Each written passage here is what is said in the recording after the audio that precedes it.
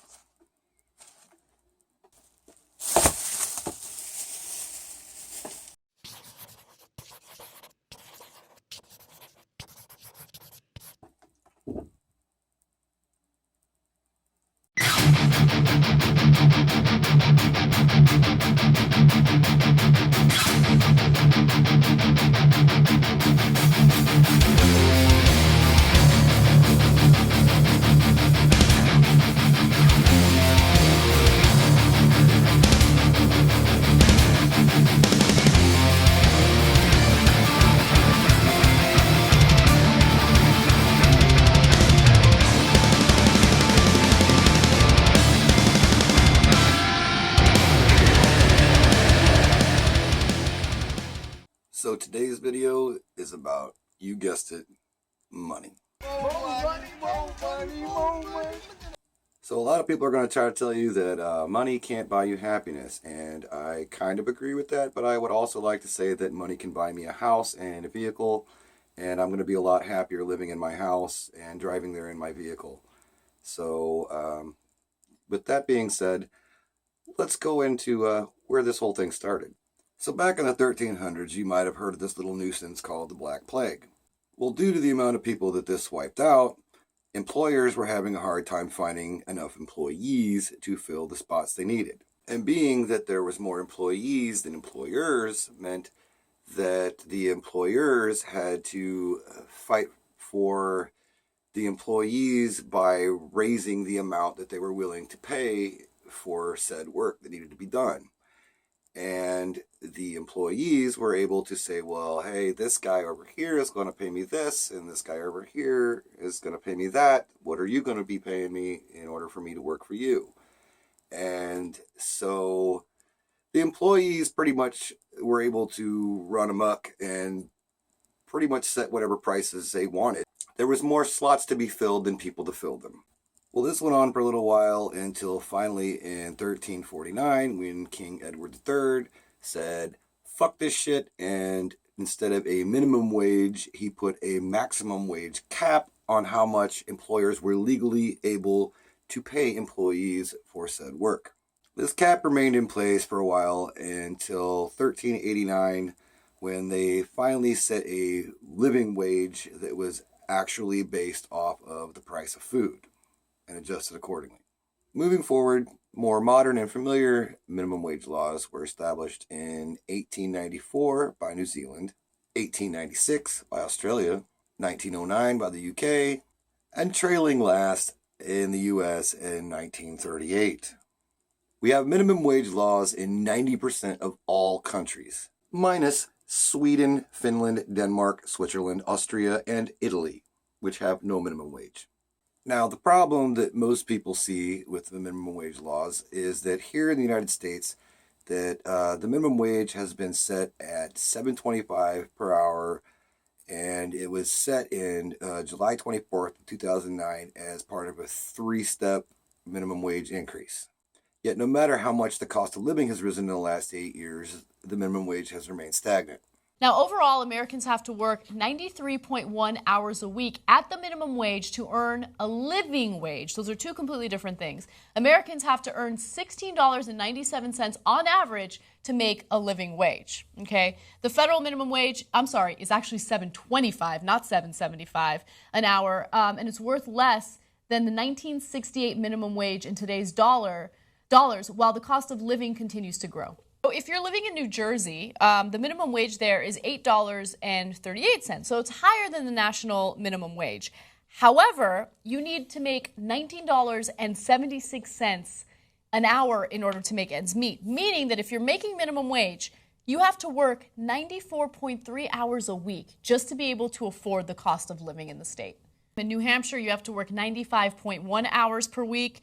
In Maryland, 98.3 hours a week. In Virginia, 103.2 hours a week. And the most expensive state to live in is actually Hawaii, because of the fact that minimum wage is much lower. It's $7.75 there. You have to work 110.7 hours a week in order to make ends meet. So the reason why this story is extremely important is because oftentimes when you hear about the working poor by politicians or even the mainstream media, the narrative is these people are lazy. They're low-skilled workers. They're lazy. They won't pick themselves up by the bootstraps. No. These are the hardest working people in the country. They're just getting paid very, very little. And as a result, the 40 hours per week, that's not enough for them to earn a decent living. It's not a living wage. And by the way, all the companies that won't pay them a living wage, we end up subsidizing those employees. Yeah. So that's a huge point, and I want you to understand that. They pretend that there's a free market. I'm a capitalist. I believe in the free market. We don't have a free market. What Walmart does is they go into a community, they pay an incredibly low wage, and because they do that, and because they get really cheap material from China, et cetera, products, they drive the local mom and pop businesses out of business, right? So they wipe away small business. Now, everybody in the town is dependent on them for the jobs, or a lot of people are, right? And then they go, well, I'm going to pay you so low that the government's going to have to pick up the slack. You're going to have food stamps because you obviously cannot possibly support a family on a minimum wage. We know that. So we're going to make the government pay for your Medicaid. We're going to make the government pay for your food stamps so your kids can eat. And you just subsidize my giant, incredibly profitable business. Thank you very much. Mm-hmm. Which part of this is the free market? So the guys complaining about food stamps and Medicaid and all those guys, no. That is helping all the Walmarts of the world, right? Now, if you actually want to do something about it, you would increase the minimum wage and make the corporations pay for their actual workers, right? You want to do that, Republicans? You're going to cut food stamps? You want to raise the minimum wage so that people can actually, feed their family if they're working hard? Oh, you don't want to do that because you don't care about people who are working hard. You don't care about jobs in America. All you care about is how do I help multinational corporations and the incredibly wealthy. The cost of everything from bacon to Big Macs has risen drastically, yet the amount of money that we're being paid to pay for such things has remained the same. Now, there's going to be arguments, and trust me, there is a lot of fucking arguments on minimum wage and the adjustment of minimum wage, up or down. And I can see both sides of it. They're going to say anything ranging from how it's going to help the poor live a better quality of life to how it's going to run small businesses out of business, all the way up to some fucking kiosk is going to take your job.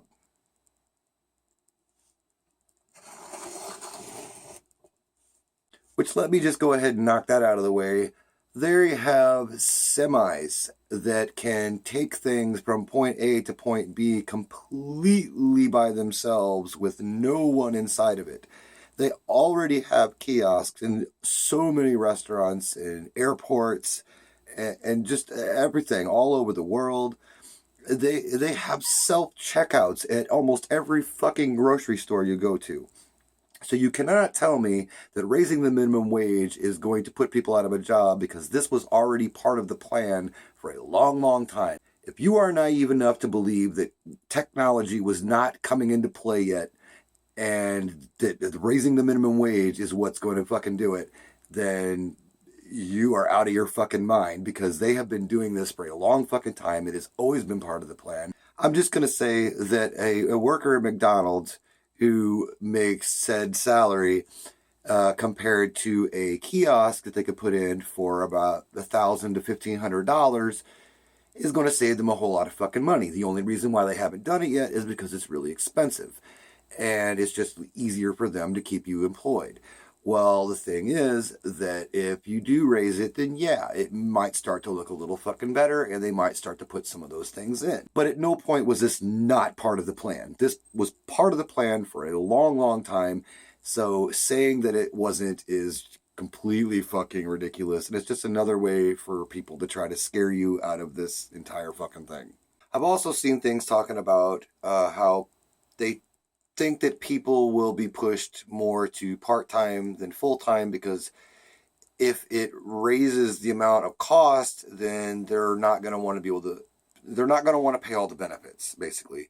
And so if they knock them down to part-time, then that, they'll still be paying them the minimum wage, but they won't have to pay all the benefits that come along with like the full-time employees that they get. So I can see that happening. I mean, that may or may not happen. I've also seen things where they did studies that said that most people are making above minimum wage, and that's really not saying much. I mean, honestly, like if you say the minimum wage here is $7.25, that is the base minimum wage that anywhere can pay you in the United States. Well, if you're making $7.50, technically you're living above minimum wage, and so you will not be included in the statistics that say the people that live at minimum wage. And that, I mean, the thing is that a lot of the jobs, I mean, get on any fucking search site, and a lot of the jobs that you will find are not much above minimum wage. Say the minimum wage is $7.25, you'll see some jobs that are like maybe like $8 an hour or $9 an hour. I've seen a lot that were anywhere in my state, where I'm at anyways, and they were anywhere between, $9 to $10 an hour. But this is for like, some of them were for entry level type of things, which I can understand that. But some of these things, I've seen shit where people were like trying to hire people onto working for the fucking railroad for like $10 an hour. And I don't know about you, but that is not easy fucking work to sit and break your back for $10 fucking an hour. And I don't understand how it's just okay for people to think that you can make someone work at that level of physical activity for $10 an hour. I also need you people to know that I did not just pull all of this shit out of my ass yesterday and decide to make a video. I have been studying this shit and researching it for weeks. I mean, to the point where I actually had to just keep stopping over and over and over again because there was just so much shit coming from both sides that I just had, it overwhelmed me, and I just had to stop and then take it up the next day, and then do a little bit the next day and stop, and then take it up the next day. I mean, there is so much on this because it is such a huge fucking deal. Another argument that I saw online was a guy's video that I saw going on about a living wage. And if I tell you, if I say the term living wage, I'm sure it makes you think of something in your head. I mean, I came up at some point with the amount of money that I would need to get by. And he tried to say that there is no such thing as a living wage, that a living wage doesn't make sense. So I listened to him and I heard him out. I gave him a fair shot. And basically he was saying that there's no such thing as a living wage, that a living wage does not make sense because he is self-employed. He's a graphic designer and he's been self-employed for 10 years. Went on and on about how he used to work at fucking Old Country Buffet and how he knew that was not going to be his fucking job forever. So he never tried to get, higher up in rank at the place and whatnot, because he knew that he was going to try to do something else. He also said that if he and another person were living in the same, let's say, apartment complex, and he can ride the bus anywhere. He doesn't have a car. He just can take the bus and do whatever he wants. He's self-employed. He can do, whatever. And then there's this other person that has 4 kids. She has credit card debt, schooling debt. And so he said that their living wage would need to be different. Like he would need A amount to get by, and she would need B amount to get by. And so that was his reasoning for saying that there's no such thing as a living wage and that it doesn't make sense. And my point on that is you're a fucking retard. Like, what the fuck are you thinking? Like, you're trying to add in all this extra shit and say, well, that doesn't make sense because you might need more and you might need more. Well, yeah, everybody might need more. But I'm saying a living wage would be the set amount of money that in your area, put against, your cost of living, what you would need to get by, what you would need to have food and shelter and maybe some form of type of transportation, because everybody needs to get to work or school or whatever the fuck it is you do. And a lot of people are going to say that a phone is a luxury, and I'm not going to say that it is, because I don't think that it is. I don't think that a phone is a luxury. I think that a phone is a necessity, because the only way that you're going to find jobs or stay in touch with said jobs if something were to go wrong or whatnot, if they need to get a hold of you, you need a fucking phone. You need some type of access to the outside fucking world where they can fucking access you at your home at any time. And a phone is the way to do that. So I don't find a phone to be a luxury. I find a phone to be a necessity. In this day and age, a phone is no longer a luxury item. I mean, maybe back in the day it was, but it's fucking 2017 now, and it's no longer it's a necessity now. It's no longer a luxury item. So basically, I feel that a living wage should be, you should be able to get by with the basic necessities that you need: food, shelter, transportation, and some type of communication, with working one full-time job. A person should be able to get by with a full-time job, 40 hours a week, without working some ungodly amount of hours or having two full-time jobs to do that. And the reality of that is that's just not the case. A lot of the people that are against the $15 minimum wage increase are working full-time and making over that. And a lot of the people that are for it are working full-time or fucking all the time and making less than that. And the thing that I see them say the most is that it is unfair that they had to work X amount of years to get to the point that they're at. Say, maybe they're making like $17, $18 an hour, but it took them X amount of years to get there. Okay, I get that.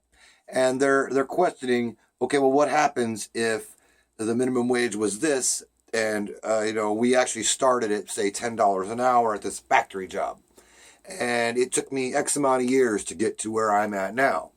Well, if somebody walks in off the street and is able to just jump straight up to $15 an hour right off the bat, that just negates all these years of work that I've put in at this place to get to where I'm at. And I see that. I get that. That makes sense. But why would you purposely in your head be mad that things have changed to where people don't have to struggle that way anymore? Why would you be mad that they have fixed things to where people can come in off the street and live off of the amount of money that they make, compared to having to work 10 years at that place to get to that point? That's the part that I don't understand, and that's the part that needs to be changed in your mind, because it's not okay to have the mindset that, well, I had to struggle, so you have to struggle. Because look at all the things that we've overcome in the past because of people's struggles. They struggled and fought, and things got changed. Now things are different. You look at things that like women or blacks or gays have struggled and fought for in this day and age, and I'm not saying that it's all fixed now, but I'm saying that there's a lot of things that they struggled and fought for and died for. And for someone to sit back and be like, well, I had to sit there and get my ass beat, I think it's only fair that everybody else got their ass beat too, is fucking ridiculous. And that's the same way of fucking thinking on this. And you need to realize that if things change to make it to where someone else can walk in off the street and make a living wage off of their job working full time, then why would you be mad at them? I mean, yes, maybe it did negate all the years that you spent there to build up to that point, but now nobody has to fucking do that anymore. I don't understand the issue with this. Another thing a lot of people don't understand is that most of the people that are on minimum wage or near, let's just say near or around minimum wage, a lot of them are on some type of assistance programs. And assistance programs are there to help the public, and I understand that. But the point is that all of these people that are going against, giving somebody a fair living wage at their job don't understand that, there is a lot of people that aren't making what they're making that are having to take a lot of different assistance programs. Either that or they're complaining that they're paying for these assistance programs. Like, say, maybe SNAP benefits, which is like for food and such, or like some kind of housing, programs to help pay for bills, or so childcare benefits, that you're getting to help pay, because you're maybe a single parent, or maybe even two parents, but you both need to work, so you need to pay to have a babysitter. There's a lot of things that come into play that if you're not making enough money, you're going to have some type of assistance. And that's what people are really kind of not thinking about. And this is a problem that's kind of put in the background that people aren't really thinking about. And the thing is that 73% of the people that are on these programs are from working families. These people have jobs, go to work, and they still can't afford what it is they need to pay for food or for childcare or whatever it may be. 73% of the people that are on these programs go to work every fucking day. And not only are these people having to live on some type of assistance program, but they're having to live on some type of assistance program, and still half of them are not able to live on their own. A lot of these people have to take in a roommate or something, live with other people, because they just can't afford, especially if they have like children, they can't afford to take care of themselves and their children and be able to pay to live somewhere, depending on, where it is that they live, and I'm not even talking about, like programs where, you can get into like housing or something like that, but there's only so many spots. The problem is that everybody wants a piece of this pie. And as long as it's a small amount of people, sure, I'll let all you guys have a piece of my pie. But when a lot of other people start to see the pie and they say that they want some too, well, or maybe they need it, now I don't have enough pie to go around. So what do we do now? Another thing is a lot of people will say that, oh, well, there's assistance programs for this, there's assistance programs for that. Or maybe you might even be on the other side that says, well, I don't want to pay all this money to fucking people that are living on assistance programs. Did you realize that a study at Berkeley in 2015 showed that it cost taxpayers $152.8 billion a year for these assistance programs? $152.8 billion fucking dollars a year. Now, don't you think that if these people were on a living wage and could afford to do the things that they need to do to live, that they wouldn't need these assistance programs, and all these taxpayers' dollars could be put toward other fucking things that we need, like education for the children so that they can get a fucking better job? Okay, so it's going to come back to this. There is going to be some downfalls for the raising the minimum wage, which is, yes, one I talked about before, is going to be the kiosks and things like that. They're going to take the place of, some jobs, like counters and whatnot, where, instead of somebody taking your order at McDonald's or at the airport or at wherever the fuck it is, there's going to be a big fucking machine there. You're going to push a bunch of fucking buttons and you're going to put your fucking money in it, and then you're going to step aside with a number in your hand and you're going to wait till it's your turn. That's going to happen. But that was already going to fucking happen. The other problem with this is that a lot of the employers, and the thing is that this hasn't happened all the time. I've actually seen a lot of things where their businesses have thrived. Like the minimum wage has gone up and they were really afraid of it, and it turned out that it actually worked out really well. But there is going to be situations where it is going to cost some jobs, and there is going to be people that end up maybe losing their job or are not able to get a job because of the higher minimum wage set aside against their skill sets. Well, the thing that you need to do here is you need to build your skill sets. By any means necessary, you need to make yourself irreplaceable, because there is a lot of jobs out there that are not able to be replaced by machines. Like, say, a mechanic or a plumber or a nurse. It's just off the top of my head. There's a lot of jobs out there that a computer can't do. And a lot of those things, are still available. You just need to make yourself accessible to it. You need to make yourself irreplaceable. You need to go out and do whatever it takes to get yourself put in a position where someone would want to hire you for one of those jobs. And I know that there's not, a lot you can do other than go to school or whatnot. And yeah, that's going to cost money. I mean, there's also programs for that. You get into school. But I'm saying there is a way. There is nothing that you cannot do. Put yourself in a position to not be replaceable. Be irreplaceable. Become irreplaceable. That is the only thing that you can do. The thing is that there's a lot of places that will try to scare us away from raising minimum wage. And I have a couple things that I need to say about that. And one is, why don't we look at some of the other countries that have been doing this for a long time now?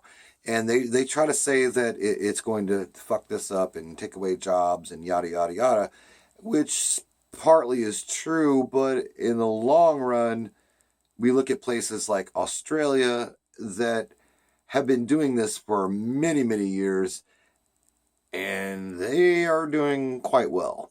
We'll go to Australia, where the minimum wage is over $16 an hour for fast food workers. We're now joined by Salvatore Babonis. He's a senior lecturer in sociology and social policy at the University of Sydney in Sydney, Australia, associate fellow at the Institute for Policy Studies in Washington, D.C., and also writes for numerous publications such as Truth Out. I think it's long past the time when Americans should wake up and see how far along the rest of the world has come. If a $15 minimum wage seems unrealistic, it's only because we're stuck in the in a 1950s or 1960s idea of how you should live as a worker in America. Ordinary workers, people who do grocery store checkout or fast food, simply do much better in the rest of the developed world than they do in the United States. Well, research in the U.S. tends to focus only on the United States. And so when people study the minimum wage and they say the best way to increase employment is to cut the minimum wage, they don't really look overseas and see how it's done in other countries. When you look overseas, you see that minimum wages are much higher among our trading competitors, and these countries are doing very well. Countries like France, Germany, Australia, while they may have occasional recessions like the U.S. has right now, over the long haul, over a 30 or 40-year period, they do just as well as the United States, but they have much higher wages for their workers. And so while overall economic growth is about equal between the U.S. and other countries, conditions for ordinary working people are far better in places like Australia and Europe. There's a theory that raising the minimum wage will result in fewer jobs. And that theory seems to make intuitive sense, that when wages are higher, people hire fewer people. And in isolation, that would be true. There's an assumption economists like to make called ceteris paribus, which means all other things remaining equal, this would happen. But all other things are never equal. For example, if you raise the minimum wage, people make more money. That's the first thing that's not equal. As people make more money, they spend more. They pay more in taxes. The entire character of the economy changes. And so what we really need to do is, instead of arguing from theory, that if you raise the minimum wage, it would cause problems for employers, you should argue from fact. That is, look at countries where the minimum wage is higher, see how well they're doing. And in fact, those countries are doing quite well. Even in the United States, we recently raised the minimum wage from an extraordinarily low level of $5.15 an hour in 2007 up to now it's $7.25 an hour. not a high level, but still that's an enormous increase in the minimum wage. Almost a 50% increase in just a few years. And what have we seen? Even though there's been a big recession in the U.S., we've seen low-wage employment actually increase. The idea that raising the minimum wage will hurt employment just has no basis in empirical fact. It's an interesting idea, and it's a very nice idea if you're an employer and you want to pay low wages. But the studies just don't bear out that raising the minimum wage has any impact on employment whatsoever. So basically what I'm saying is that there is going to be some positives, there's going to be some negatives. And the thing is that the government has done this to themselves. Because if the minimum wage had been fixed to the cost of living and gradually went up as this went up over time, we would not be where we're at now. We would not be at a point where people are so fed up with not being able to get by and provide for themselves or for their families or for their loved ones that they are willing to go on strikes and cause fucking, chaos and, sit in the middle of the fucking streets. It wouldn't be at this point right now. And the thing is that to raise it from where it is to where it needs to be drastically is going to fucking cause a problem. It is. There's no way around that. It's going to happen. And there's going to be a lot of people, like I said, that, employers are not going to hire certain low-skill workers because if they're going to have to pay $15 an hour, if they were going to pay $7.25 an hour and some guy walking off the street with no skills, they would be more likely to hire him. If they have to pay $15 an hour and somebody walking off the street with no skills, most likely they're going to wait until they see someone with skills. And that's going to happen. You're going to see that. So a lot of you guys that are going for this $15 an hour are going to be shit out of luck until you find yourself some skills. And that's just a thing. I mean, you're going to have to do that. But in the long run, I am telling you, in the long run, this is a good thing. If people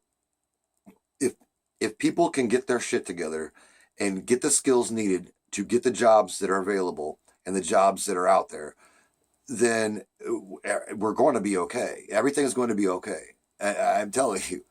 But the problem is that there are so many uneducated people out there that don't have the skills and don't have the knowledge of how to do a lot of these jobs. And a lot of the teenage workers that are just getting out of high school and trying to get their first job. I mean, obviously they're not going to have any skills. They're going to have a hard time finding a job. So the thing is, they're going to have to further their education. That is what times is a-changing is all about. Times are changing, and that is the way you're going to have to adapt to it. If you want the $15 an hour minimum wage, then you're going to have to adapt to the necessary things that are going to make that a thing for you. That's all you can do. I mean, you can't expect $15 an hour and not be ready for it. You are going to have to take your part in it and prove to these businesses and to the government itself and all the naysayers that you are worth the $15 an hour. You can't just walk into it. You are going to need to do something to make yourself employable, and you're going to have to do something to make yourself be worth the amount of money that you're asking for. So, I mean, there's a plus and there's a minus. And I hope that all of you guys find yourself on the plus side of it. I've got to say that I was a little weary about doing this video for a long time because I knew that it was such a touchy subject and there were so many on one side and so many on the other that I pretty much assumed that this would be the first video that I've ever done that would get any kind of hate or any kind of angry comments. And I would really like to hear whatever it is you got to say. I mean, obviously, there's a lot of back and forth on this whole thing. So, by all means, shoot it down in the comments. Let me know what you think. I'd like to talk to you about it. If there's something you think I missed, by all means, fucking let me know. I will address it. I mean, I tried to do my best at going back and forth and trying to find everything that I could on the subject. All the yays, all the nays. And if you found a yay or a nay that you think I missed, by all means, let me know. And I will talk about it. But as always, I'm Angry Jonny. Cheers. And I'm out. I will be. I will